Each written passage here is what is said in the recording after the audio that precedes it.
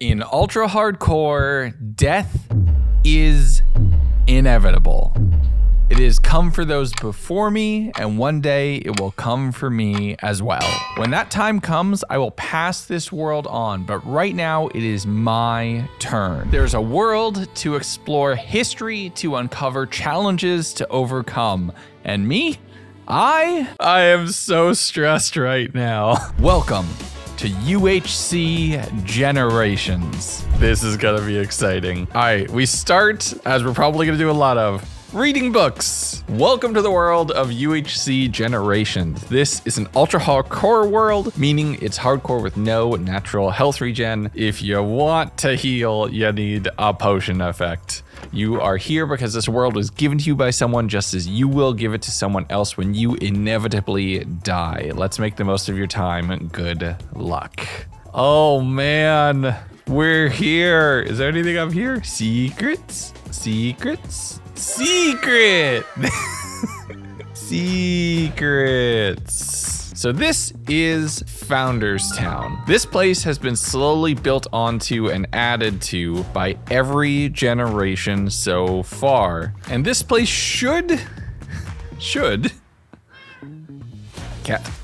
be safe. It is very strange for me to be in a world and not have it be completely empty. But that is the whole point of the world. This place has history. Real history, whether it be that bamboo industrial district or a library that has potentially real books in it. The journals, wait. Relocated. See, this is what I mean. Other people. I'm already causing damage. I've already broken it, oh no. This was the original journal storage, has now been moved to the archives in the museum. UHCG was started in April of 2022 by Flaming Moai, and I gotta say, I really love this concept. They were in the world for about a year before passing it off to Quilby, who then passed it off to Leon, who then passed it off to Code Neon, and when I saw the first episode, I left a comment and he reached out immediately. So I've been so excited. I've been waiting to get my hands on this world for about 6 months. So I did a little bit more exploring around Founders Town, finding my way towards the storage room and a set of decent armor that I could wear and venture out of the city walls for the very first time. Oh, I'm so nervous. So this is ultra hardcore. So if I happen to hug a cactus, there we go. That heart, that ain't healing. And we're gonna leave it there for the rest of this episode. We have another statue here. Let's check it out. When the time for UHC Generations has come to an end, break the glass. This is actually an upgrade that Josh made as part of his efforts to catalog the history. At 0-0, there exists a room that when you walk through, UHCG is over, but he didn't want that to be lost. And that wasn't everything that Josh added to the world. He was really busy building all of Oasis Town. This is where all the villagers are, because the main thing that a lot of people do is it's useful to name things, to make it part of the history of the world. Instead of it just having be a villager farm, they get a whole town. The Eternal Flame. You wouldn't want to put this one out, would you? Oh, no, Josh. Why do I get a feeling if I punch that, I explode? Why do I feel like everything's trapped? I mean, y'all know me. I love to randomly push buttons. Josh, I'm not gonna lie. Leaving all of these things around for me, this is bullying. Here we are, the Museum of Generations. This is here to be used as a hub of history. Historic items, with the exception of ones that provide important context or value to their original location, are gathered here and preserved for all generations to enjoy. Let's go to the left first. So right here, this is some of the most important items in this world.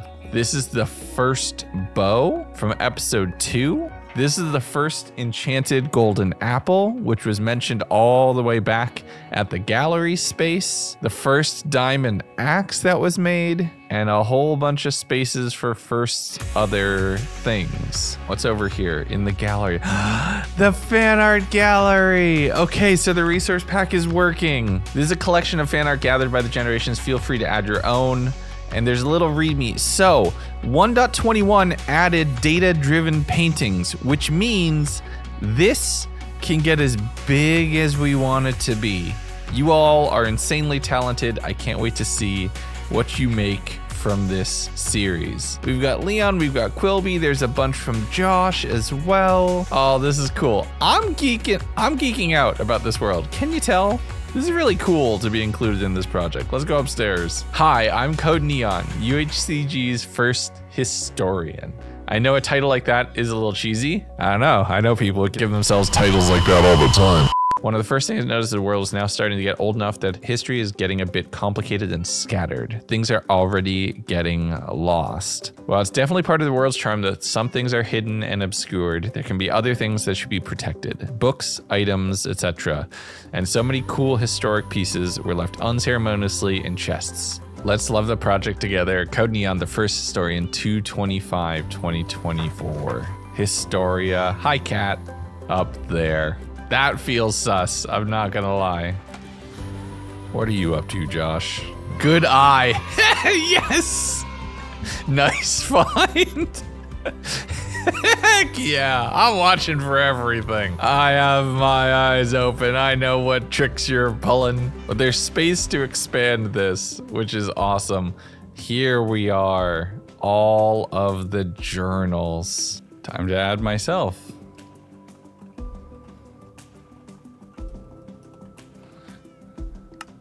Count the number of times I mistyped my own name in this world. It's gonna be a lot. But it turns out the museum had some secrets of its own hiding, and my paranoia for Josh leaving puzzles for me everywhere was extremely well founded.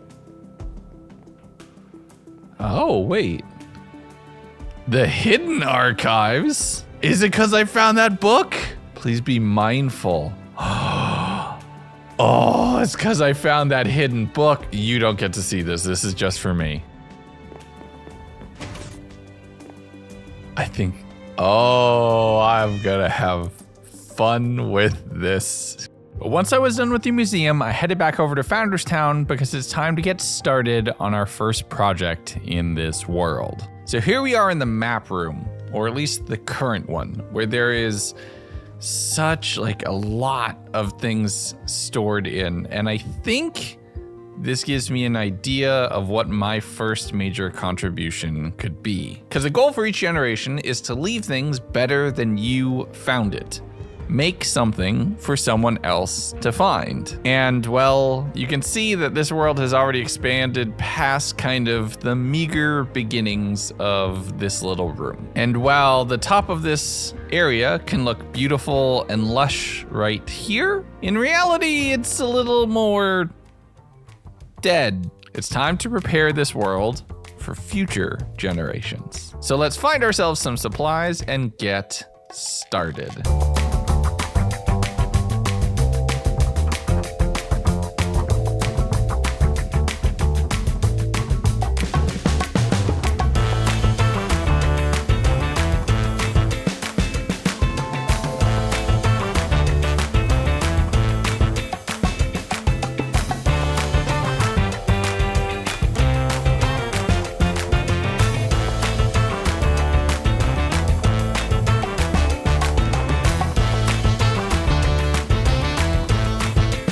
Another wandering trader friend. How you doing? What do you have? More drip leaf. Also, more daisies, which I think specifically for ultra hardcore, that's worth getting. My friend, hello. Let's split this. So half will go to daisies and half to drip leaf. Thank you, my friend. Now, if you're wondering why I bought Oxine Daisies of all things, it's because in Ultra Hardcore, you can combine that with a Suspicious Stew in order to unlock a regeneration effect. It's just slightly worse than Golden Apples, but it's way cheaper. So much so that Moai made a huge, massive POI that we will visit a little bit later. Right now, I'm just trying to build, but I keep getting interrupted. That is a different kind of villagers, and I realize in this moment, I don't have a bow. Should also repair this while we're, oh my goodness, 27. Okay, we definitely need to repair that while we're here. 35 levels, no. That is probably done. Let's defend Founders Town.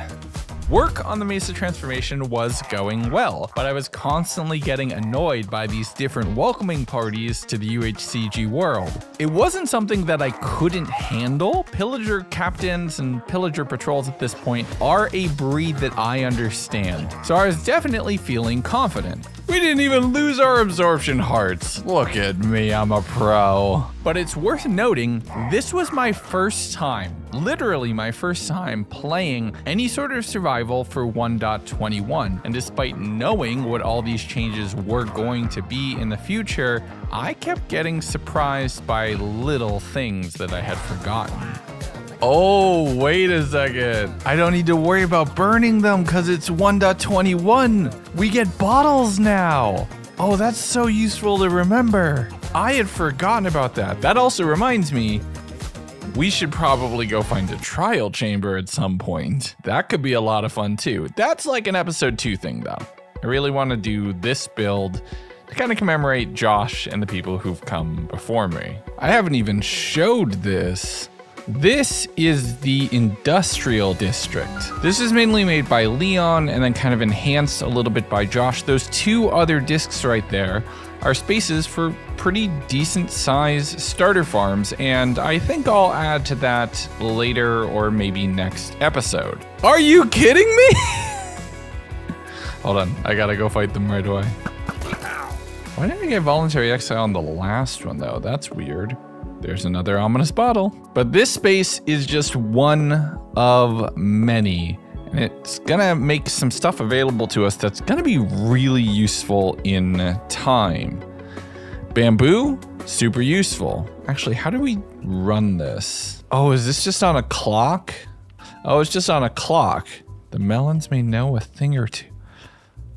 What does that mean? Now I'm paranoid about everything. Clues can be found above meowing hourglasses. Josh, what are you up to? So it turns out that's actually not a puzzle from Josh to me. That's a puzzle from Leon to Josh when Leon hid all of the diamonds in the world after voluntarily ending their run in UHCG. Josh had left the puzzle there. However, Josh also warned me that there was a puzzle waiting for me somewhere in the world to find the Vengeance of Generations armor set that he had made. So it's just puzzles all the way down, and it's just everybody torturing the next generation. Why do we do this to each other? Ah! But my madness aside, I still had a lot more work to do, finishing clearing off the remainder of the top of the mesa, finding a few signs and a small pit where a skeleton once had been captured, and completing everything in a marathon Minecrafting session that is one for the books for me. And just like that, completely clear over here, at least all of the Badlands biome. I left the trees in jungle space because they're a little bit more lush. They're a little bit more green. And we'll probably taper off, maybe put a couple azalea over here just to kind of blend everything together. All of the dead land is cleared. This side needs mossing, but we'll get to that in a little bit. I've set up what will be more of the space. I need to clear out just a tiny bit more of room over there, because in a world this rich in story and history, it should feel a little lush closer to spawn. There's other POI like the shallows over there, which can feel slightly more rustic, a little bit more run down. It fits the theme, it tracks. However, I have been recording for 3.5 hours straight. So it's also exactly 1 in the morning. So I'm gonna put my butt over here. I'm gonna click this. I'm clicking as hard as I can. I'm gonna click this, and I'm gonna go to sleep in real life too. Watch. And... there we go. Quick little nap. Now let's start harvesting some cherry trees. So I got to work cleaning up any cherry trees that I had planted, mainly making sure to collect a lot of the leaves and logs as I'm going to be using it for a tree-themed build, continuing to expand out the mossified area on the top of the mesa, and building up a proper staircase that will lead up to the cartography area and park that I'm building up here, which is going to serve as a nice natural respite. All along, I am just being hyper vigilant, locked in on Minecraft in a way that I haven't been in a very long time. But the interesting thing about UHCG is each generation building off the last means that sometimes you get things in a little bit of a weird order. That's my first cobblestone? It's been 30 days in the world. Oh, I've been really laser focused on this project. But that single-mindedness paid off, and in just a few hours, I had finished all of the terraforming. Only the terraforming, mind you. It's day 34. I left a little bit of a path to these two little things that we found over here. This crafting table from a previous generation, and this apparently captive skeleton who has since perished. There's now a little bit of a path that leads down towards the wall. It does get a little overgrown because those things have been here for a while, so historically it makes sense. But I've finished doing all the greenery all the way around. These cherry trees are temporary. I'm just farming for cherry wood. We're gonna use this interior space inside this circle to make the actual cartography area that we want. And all of this cherry wood is gonna go to replace this mangrove tree. Everything else kind of fit, but that tree felt very deliberate, very important, like it was planted there by someone. So I figure that was probably a celebration of mangrove being added to the game. So let's celebrate the newest wood instead and bring the final bit of life to Founders Town. But if we pop out and look at it now, it is a lot lusher, a lot healthier. We have all the space that we need to be able to make the cartography area in a beautiful map space. We've preserved a little bit of history amongst the trees, and we've made Founders Town much more of an oasis compared to potentially something abandoned long ago. So the interesting thing that we need to do, and this might not make sense unless you're a big builder, we need nether brick for our cherry tree. Nether brick slabs are the closest thing you're gonna get to kind of the colors of a cherry bark. So we kind of need that and fences and other things if we want this thing to look good, which means we're gonna have to go to the nether. So I'm gonna make sure I have as little on me as possible so I could collect all of his stuff. I was planning on doing like a full Josh-centric project next season. Not next season, next episode. But let's at least go get his stuff. I don't want to do this. This makes me nervous. Here we go.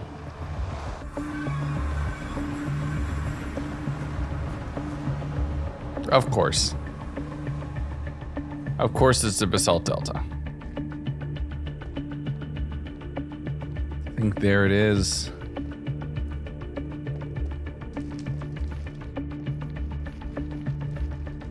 Right here. This is where Josh died. Looking around for piglins to make, not the zombie ones, the normal ones, to make sure I'm not gonna get shanked when I open this.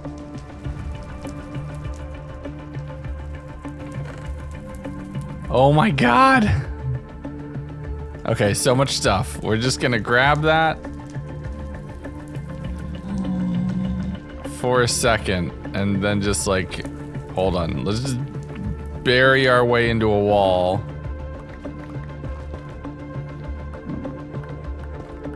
Oh my God. So another totem. He had an axe, which is that could have been useful. Some gas tears, some golden apples. Looks like he was a steak man, not a carrot man. I can respect that. That's fine. God apples, useful. A boat. Oh my goodness, his last book. I really wonder what this says. Oh no!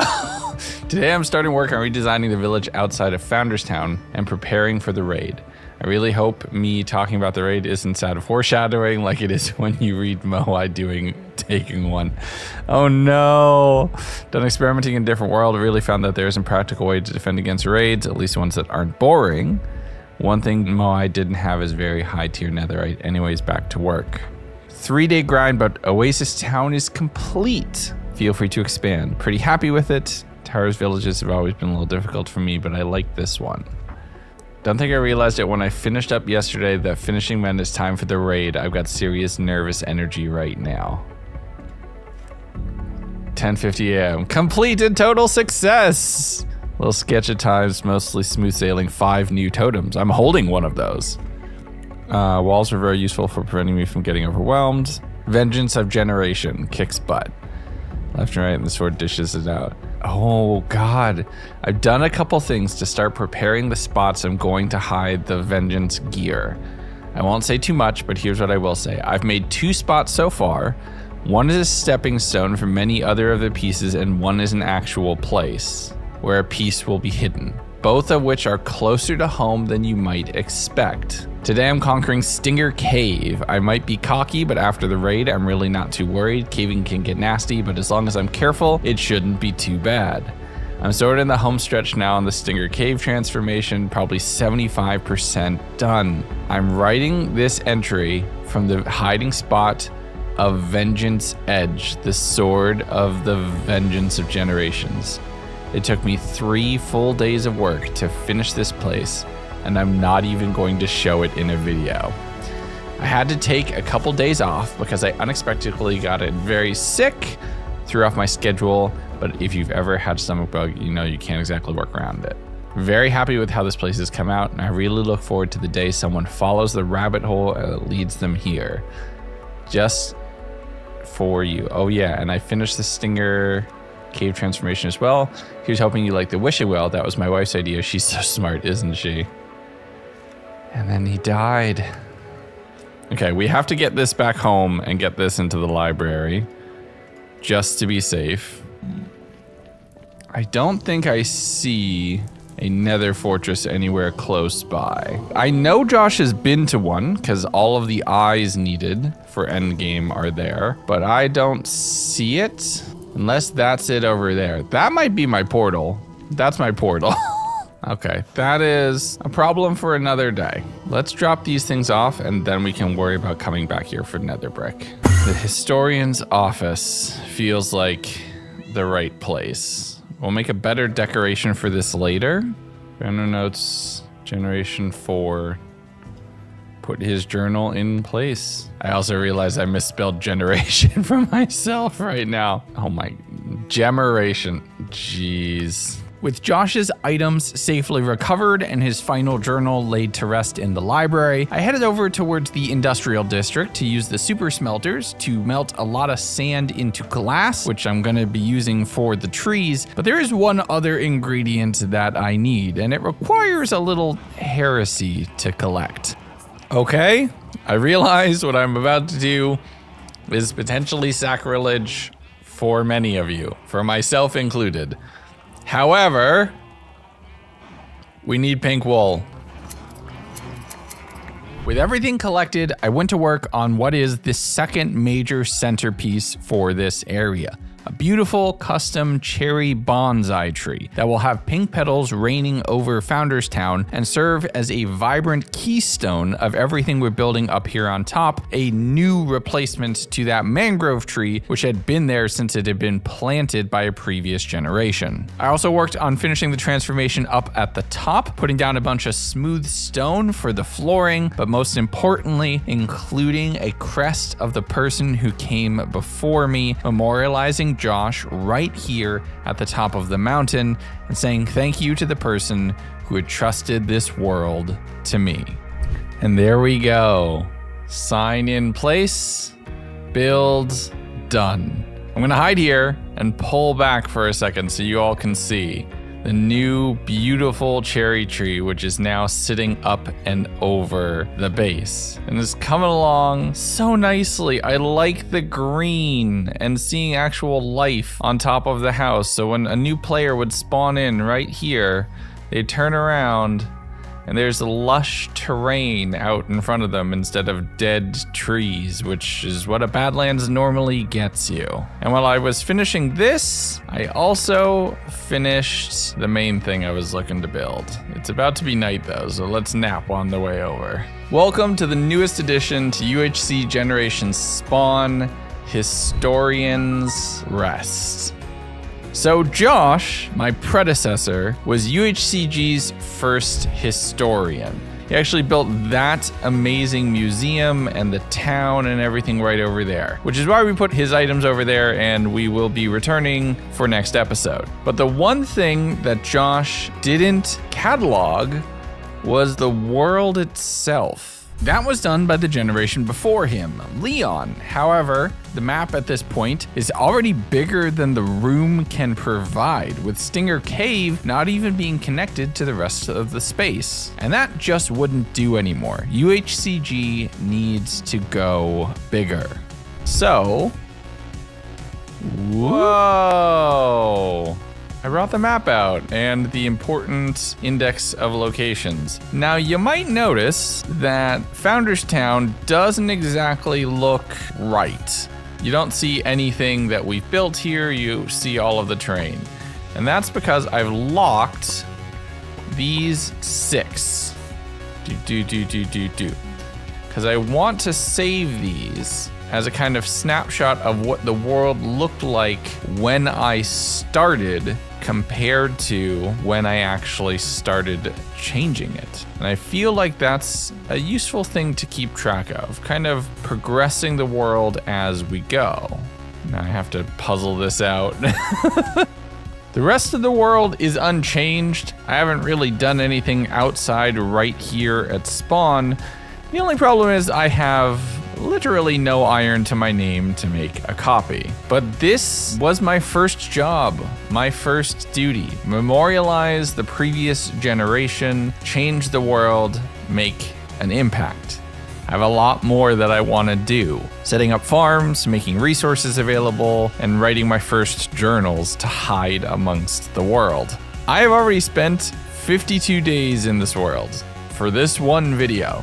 It's probably the most I've played Minecraft straight in 2 days ever. This world is special and I want to give it the time it deserves. So I really thank you for watching all the way through and giving it the time that I hoped you would. That's a wrap on episode 1 of UHC Generations. So until next time, I live to die another day.